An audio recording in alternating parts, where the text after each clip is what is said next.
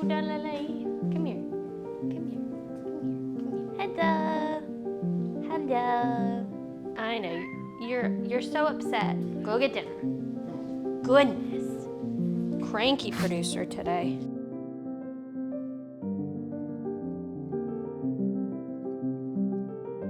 Hello everyone, welcome back to my channel. If you're new here, welcome. My name is Shauna and this is my booktube page. Thanks for joining me on this little corner of the internet to talk all things nerdy, mostly books. So with this video, I am going to be going through a monthly wrap up. It's actually going to be 2 months altogether in one video. I wanted to condense it for you guys as I am playing catch up on all of my videos. So I wanted to discuss what I read in the month of February and also in the month of March, just to get you guys caught up on what I've been reading, what I've been liking, what I have not been liking as much, and give you guys some recommendations to see, yeah, just for you guys to check in with me. I want to check in with you. What have you been reading this year? But we'll just jump right on into it, into the things that I read in the month of February. Okay, so the first book that I read in the month of February is called Galatea by Madeline Miller. This is actually a really, really short book. I think it's like 20 or 30 pages, like at most. I did borrow this from my friend Jordan. Shout out to Jordan. So I don't actually have the physical copy. I'll put it in like a graphic or something up here. But I'll also link all of the books that I talk about in this video down in the description below. But this book, yeah, is by Madeline Miller. It is, she focuses mostly on Greek mythology, doing retellings of the different myths that are out there and the different gods and goddesses from the Greek times. So this, I can't remember who it was about. I just know that it was super short and it was super graphic. She gets pretty dark actually within a short amount of time, which is surprising, but she did it. And I enjoyed it. It was good. It was kind of a nice little dipping my toes into Madeline Miller. I am not that much into Greek mythology or the, you know, retellings of those kinds of things. I think they're really interesting. It's never been my kind of cup of tea for a lot of things. I will always give them a shot every once in a while. I'll be like, you know what, this is the month I'm gonna read one. I'm gonna read one of them. And I know that everybody's been hounding me, especially Jordan, to read more Madeline Miller. So it was a nice little introduction, nice little segue into her world. And I really do want to read her other books that are out there that are more popular than this, to give them more of a chance. But I think overall, Galatea was really cool. It was a story that I wasn't as familiar with, or characters I wasn't as familiar with. So it was interesting kind of getting to know them a little bit in just like a short amount of time. So yeah, really interesting. Okay, so the next book that I read in the month of February, because it came out at the end of January, is Crescent City 3, House of Flame and Shadow by Sarah J. Maas, or HOFAS as people are calling it, I guess. Obviously, she thick. It was a long read. It took me a while to get through this. And I will say, definitely not my favorite of Sarah J. Maas as a whole. But definitely my least favorite out of the Crescent City series so far. It was a little bit of a letdown, unfortunately. Still really intriguing. You know, I, of course, love Rune and Lydia's story. If you're familiar with this series at all. I don't want to go too much into depth on any of the things that happen in this book because I don't like to give things away on my channel. I like to be as spoiler free as possible, as much as I can, but still giving you guys kind of like an honest review and opinion of what I thought. Overall, yeah, this book was a little bit of a letdown, just because there was so much buildup and anticipation for this book that I think it just kind of got overhyped over time. And I definitely feel like it did not need to be this long by any means. And because it was this long, I think the hype over it, you know, increased even more because we thought we were gonna get so much more like great content, and it just kind of fell a little flat, unfortunately. I am, however, excited for her to continue with the series. I want to see where she goes with this because I have literally no idea where she can take it from here. But definitely Crescent City as a whole is not my favorite series of hers. But I was excited for this one in particular, and it just fell a little flat, unfortunately.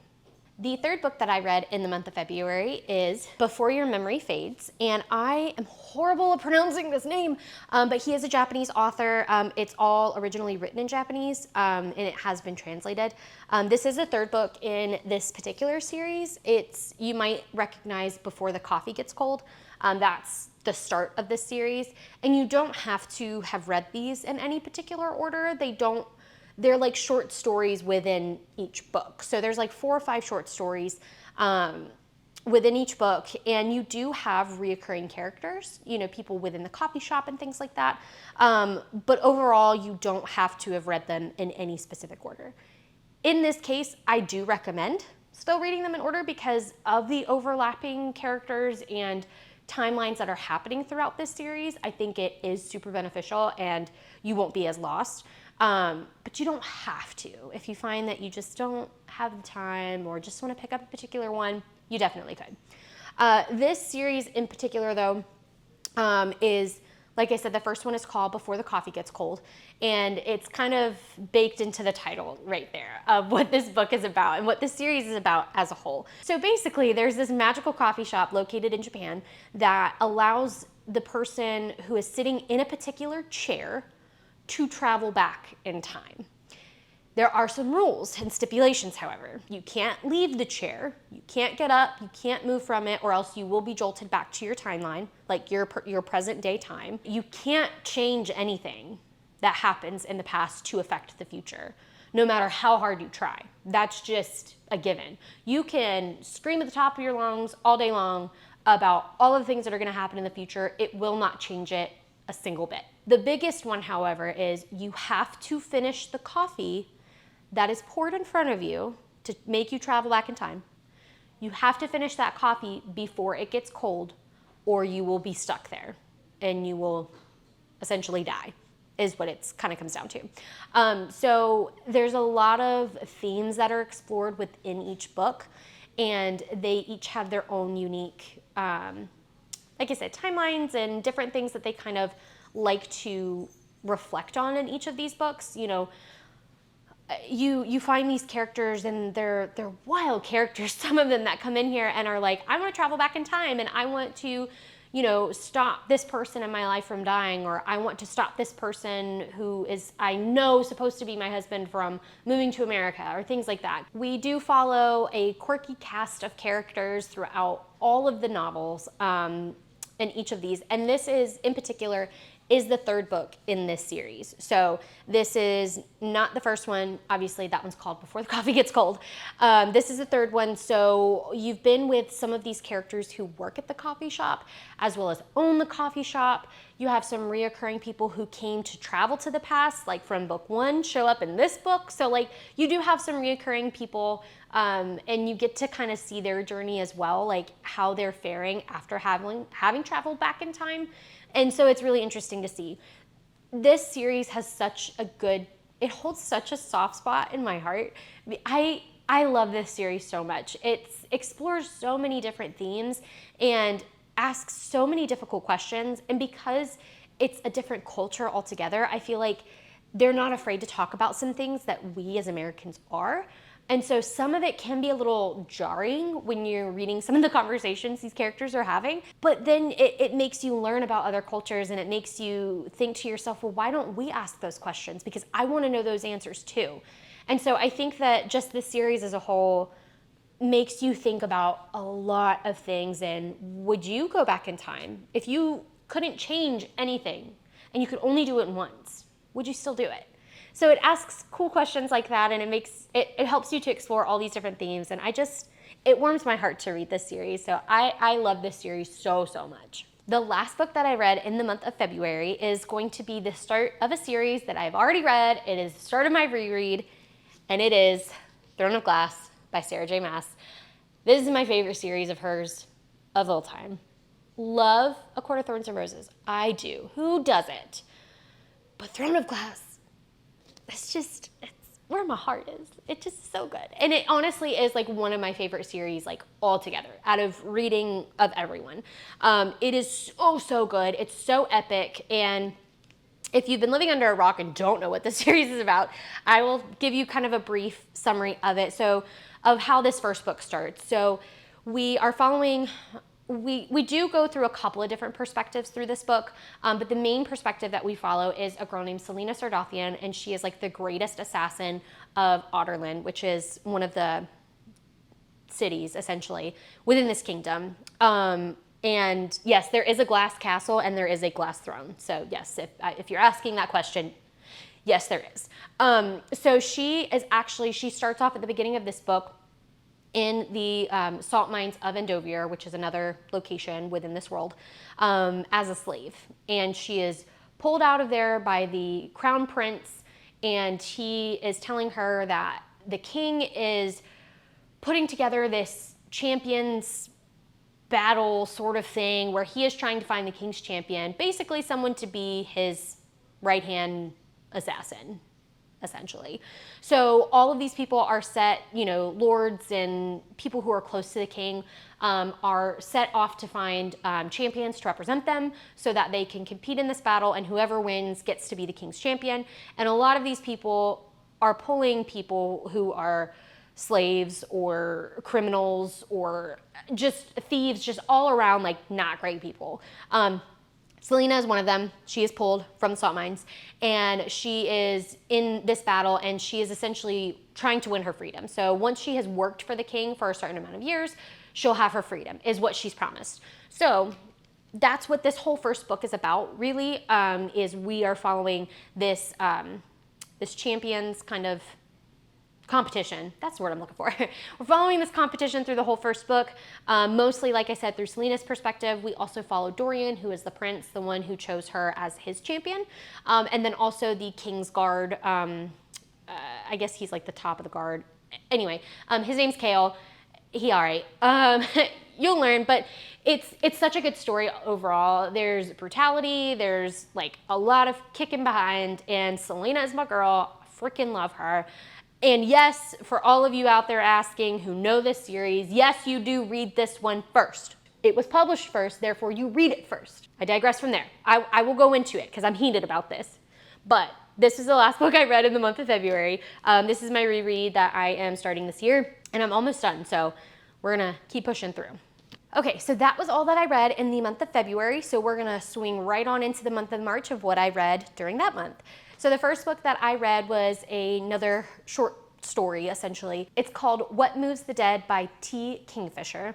Now, I do have a physical copy of this book. I'm just letting a friend borrow it because I highly recommended it to her, and so I just don't have the physical copy, unfortunately. But it's a really, really, really great book. Like I said, it's a short story, and it is horror. So it is, actually, it's a loosely based off of Edgar Allan Poe's Fall of the House of Usher. And so that it's loosely based off of that, and you could definitely see the same, like, similar themes that are going on throughout the book, but it's so good. It has great representation also. I mean, our main character is trans, and we have all of these different characters who are just within this creepy environment, this creepy house, and you're just trying to figure out what is happening. People are dying, people are sick, like animals are acting crazy. Nobody knows what the heck is going on. And so it's short, but it's so good. It's the perfect size, it's the perfect length. And I think it was a great rendition. It was a great retelling in a new way, in a new format. And I think just overall a really fun read. If you enjoy horror, I do recommend this. I actually want to pick up a couple of their other stuff. I did see some of their other stuff at Target the other day, and now I really just want to dive into all their books. But it was a really, really great story. I highly recommend it if you like horror, like I said, and if you don't mind being kept up late at night sometimes, if you're reading before bed and you feel creeped out to go to sleep. That's this type of book. All right, so the next book that I read in the month of March is going to be the next book in the Before the Coffee Gets Cold series. This one is called Before We Say Goodbye, and this is the fourth book in the series. So like I said, I kind of talked a lot more about it in the earlier part of this video about what the series is about. I just like to mention that I freaking love this series with my whole heart, and there is another one coming out later on this year, and I'm so excited for that next installment. But it's so good. It's heartwarming, it's heart-wrenching, all of those things. So I still highly recommend anybody who is interested, you need to pick this up. Moving right along. So the next one that I read in the month of March is going to be the second book in the Throne of Glass series, Crown of Midnight by Sarah J. Maas. It is so good, y'all. I freaking love this series so much. I will say though, for those of you who are starting their Sarah J. Maas journey or starting the Throne of Glass like series as a whole, I do want to mention that the first 2 books can be a little slow. They can be a little, I don't want to say hard to get into, but they are definitely not what you would expect with everyone hyping this series up so much. So, just giving you a forewarning, they do move a little slow. Sometimes might be a little bit hard to get into, but I promise the payoff is worth it. Push through. That's all I'm going to say. So Crown of Midnight, like I said, I don't want to go too far or too deep into like the rest of the series because again, I don't want to ruin anything for you guys. But this one is picking up, I think it's a few months after the first book ends. So we're seeing kind of the aftermath of the competition, where everybody is and how everyone is doing. We just kind of go from there. And the story kind of continues from there. And it's starting to lay the framework for the rest of the series. And you'll start to kind of pick up on a little bit of tidbits here and there of how the rest of the series is kind of going to go. I'm the worst at guessing what's going to happen in a series or in a book in general.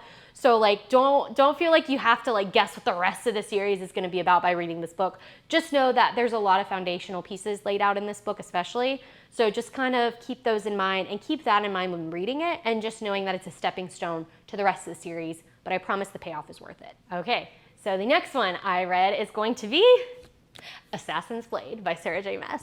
Now I can get into my full-on rant of the order in which to read these books because there is a wrong way to read the series. There is a right way to read. There's a few right ways to read the series. There's one major right way that I feel is the most important. Now, I'm a big advocate in general that if an author publishes a series in a particular order, that is the order that you should be reading it in. There are some exceptions. There are definitely some exceptions. This is not one of them.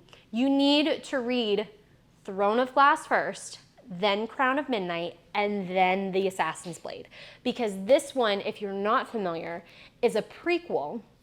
So it's a few novellas, like it's a collection of novellas through Selena Sardothion's eyes of everything that is leading up to her being captured and going into the salt mines as a slave.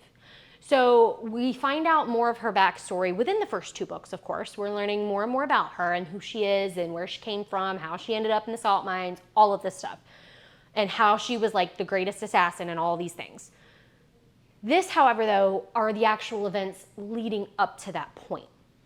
The reason that I say you need to read them in the order that she published them is because the things that happen in this book are going to hit you so much harder, and it's going to be such a visceral experience of emotions that it's what the author intended.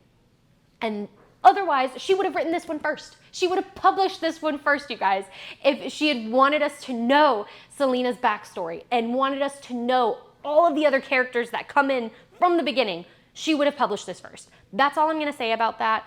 I could rant about this for ages, and the people who are closest to me know that I get so fired up about this order. But because I love it, and I want authors to have that experience of like, this is the way that they intended you to read this series. And the reason that a lot of the things that have been said, all of these like small things that you didn't think had anything, that didn't have any like merit or was just like a one-off thing. And when it's said in here, you're like, oh my God, I get it. I fully get it now. I get what she was trying to say. And like, that is something that authors strive for those experiences for their readers to have.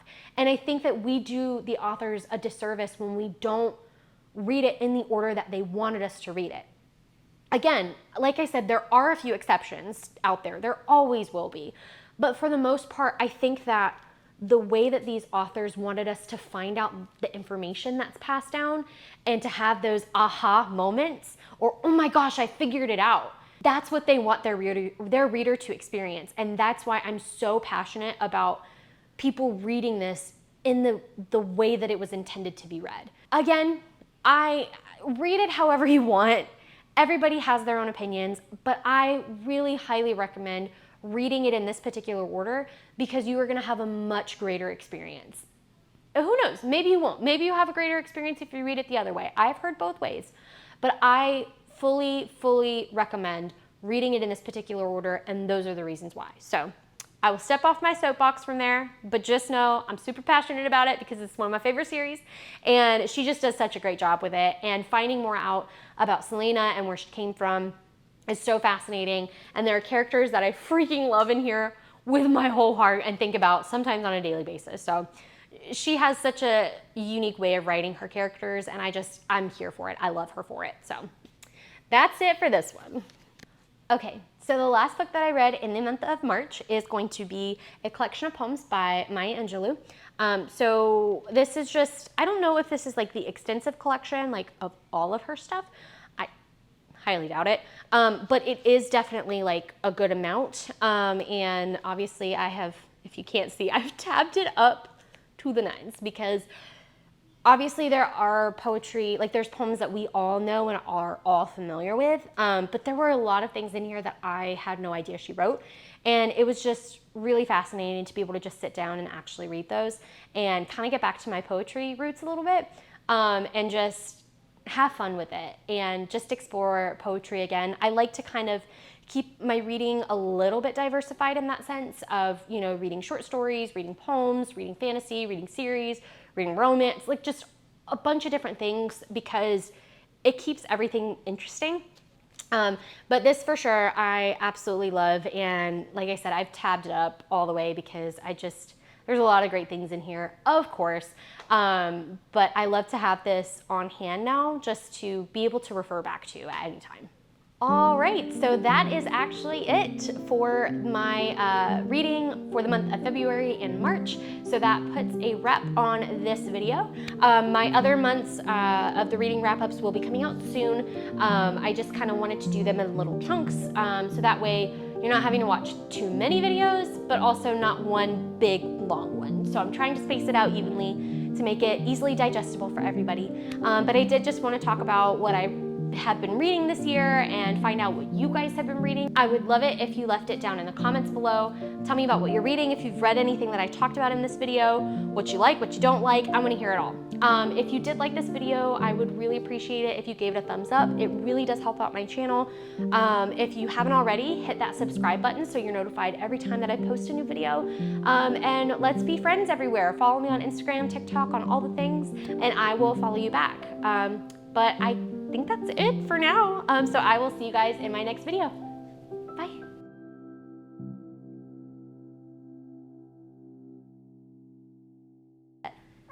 Oh my goodness. You're so upset because you're hungry.